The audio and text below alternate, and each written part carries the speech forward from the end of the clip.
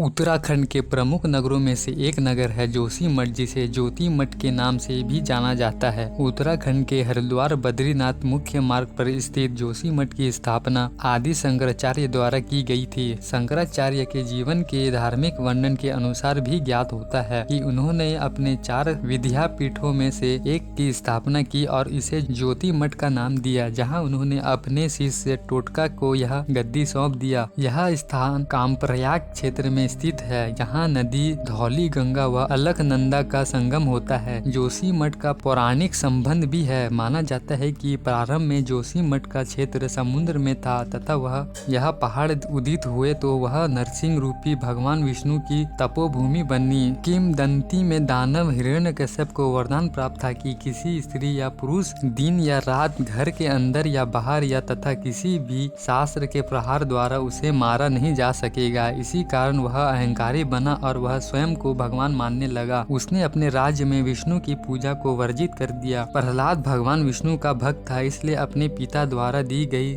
यातनाओं के बावजूद भी वह विष्णु की पूजा करता रहा। क्रोधित होकर हिरण्यकश्यप ने अपने बहन होलिका से कहा कि वह अपनी गोद में प्रहलाद को लेकर प्रज्वलित अग्नि में चली जाए, क्योंकि होलिका को वरदान था कि वह अग्नि में नहीं जलेगी। जब होलिका प्रहलाद को लेकर अग्नि में गई तो भक्त प्रहलाद को कुछ भी नहीं हुआ और होलिका जलकर राख हो गई। अंतिम प्रयास में हिरण्यकश्यप ने एक लोहे के खंभे को गर्म कर लाल कर दिया तथा प्रहलाद को उसे गले लगाने को कहा। एक बार फिर भगवान विष्णु नरसिंह के रूप में प्रकट हुए तथा हिरण्यकश्यप को चौखट पर गोधली बेला में आधा मनुष्य आधा जानवर नरसिंह के रूप में अपने पंजों से मार डाला। कहा जाता है कि इस अवसर पर नरसिंह का क्रोध इतना प्रबल था कि हिरण्यकश्यप को मार डालने के बाद भी कई दिनों तक वे क्रोधित रहे। अंत में भगवती लक्ष्मी ने प्रहलाद से सहायता मांगी और वह तब तक भगवान विष्णु का जाप करता रहा जब तक कि वे शांत न हो गए। आज उन्हें जोशीमठ के सर्वोत्तम मंदिर में शांत स्वरूप में देखा जा सकता है। नरसिंह मंदिर से संबंध एक अन्य रहस्य का वर्णन स्कंद पुराण के केदारखंड में है। इसके अनुसार शालिग्राम की कलाई दिन पर दिन पतली होती जा रही है। जब यह शरीर से अलग होकर गिर जाएगी तब नर व नारायण पर्वतों के टकराने से बद्रीनाथ के सारे रास्ते हमेशा के लिए बंद हो जाएंगे। तब भगवान विष्णु की पूजा भविष्य बद्री में होगा, जो तपोवन से 1 किलोमीटर दूर जोशीमठ के निकट है। जोशीमठ ही वह स्थान है जहाँ ज्ञान प्राप्त करने से पहले आदि शंकराचार्य ने सहतूत के पेड़ के नीचे तप किया था। यह कलवृक्ष जोशीमठ के पुराने शहर में स्थित है और वर्ष भर सैकड़ों उपासक यहाँ